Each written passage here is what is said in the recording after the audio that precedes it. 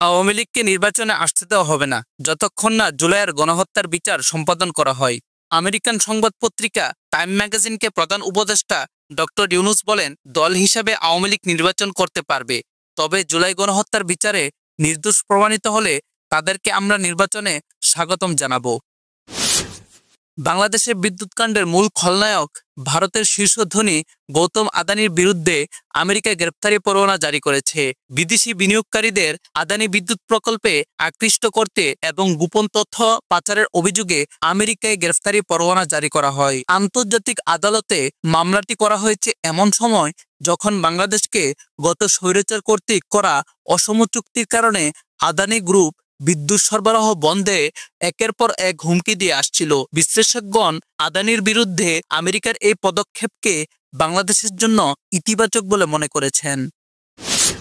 শেখ হাসিনাকে দেশে ফিরানো নিয়ে আলোচনা বসতে যাচ্ছে ভারত এবং বাংলাদেশ। ডিসেম্বরে ঢাকায় বাংলাদেশ ও ভারতের মধ্যে পররাষ্ট্র সচিব পর্যায়ে বৈঠক হতে যাচ্ছে।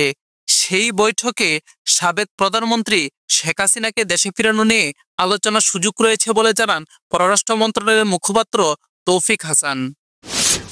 আবারও চালু হবে বন্ধ হয়ে যাওয়া চিনি কলকারখানা। ভারতীয় চিনি আগ্রাসন রুখতে আবারও চালু হতে যাচ্ছে সারা দেশে বন্ধ হয়ে যাওয়া চিনি কলকারখানাগুলো।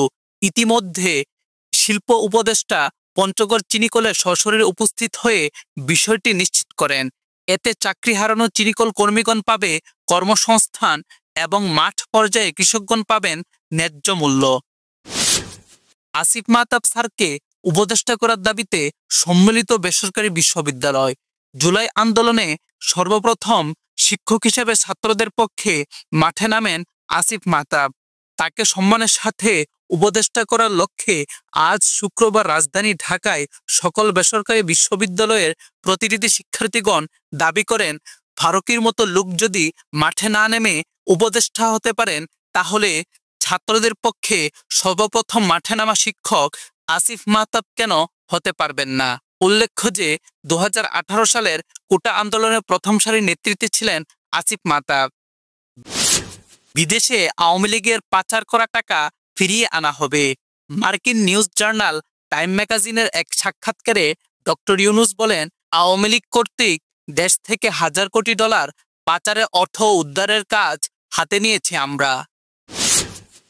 ভালো নির্বাচন উপহার না দিতে পারলে মানুষ এই কমিশনকে ক্ষমা করবেন না। ইসলামী আন্দোলন বাংলাদেশের সিনিয়র নায়েবে আমির মুফতি সৈয়দ ফয়জুল করিম বলেছেন, নতুন নির্বাচন কমিশন হয়েছে।